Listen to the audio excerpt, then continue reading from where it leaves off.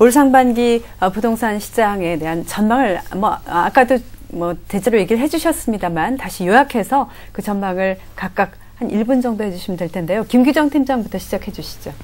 네, 앞서도 전반적인 얘기는 많이 나온 것 같고요. 대체로 이제 상저하고 전망, 약간 기대 섞인 전망들은 다 유효한 것 같습니다.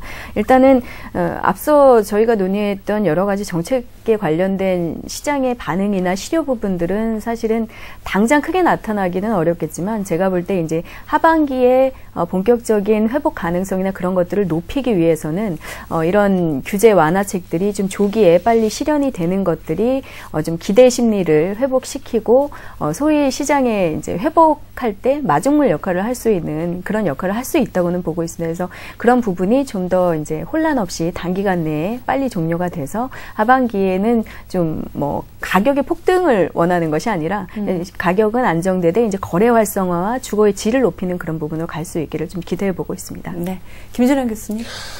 계절에 비유한다면 지금 과연 현재 부동산 시장이 초겨울이냐 아니면 겨울이냐 초봄이냐 어떻게 봄을 맞이할 수 있냐는 부분인데 가령 저는 기본적으로 지금 우리나라 부동산 시장에 예측하는 전문가들이 보면 그 가격 하락폭에 굉장히 집착을 하고 있다는 것이죠.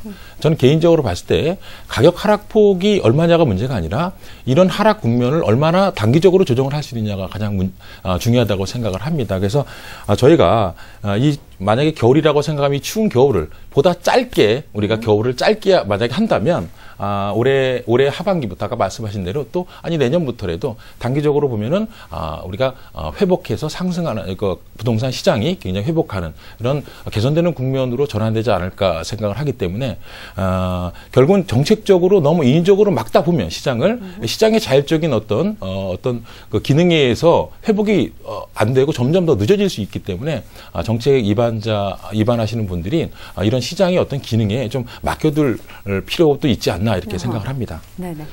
조 교수님. 저는 전반적으로는 큰 변화가 있지 않다 보고 있습니다. 물론 이제 미세하게는 지금 말씀하신 대로 이른바 이제 상저하고 이런 것은 기존 주택 시장, 부동 시장에서는 약간의 변화가 나타날 것으로 봅니다만 대세에서는 큰 변화가 있을 것으로 보지 않고요.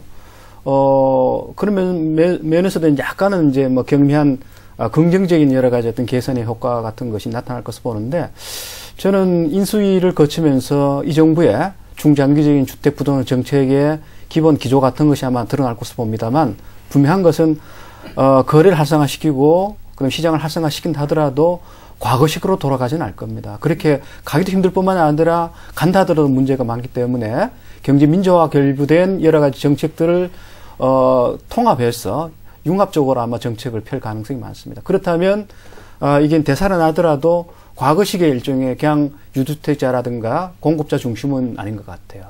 그래서 그런 변화가 어떻게 나타날 것인지에 대해서 우리가 좀 눈여겨봐야 될 것 같습니다. 네. 마지막으로 구정훈 원장님. 저는 하우스푸어, 렌트푸어, 가계부채의 해결 없이는 주택시장이 안정되거나 살아나기 어렵다 하는 점을 좀 강조드리고 싶고요.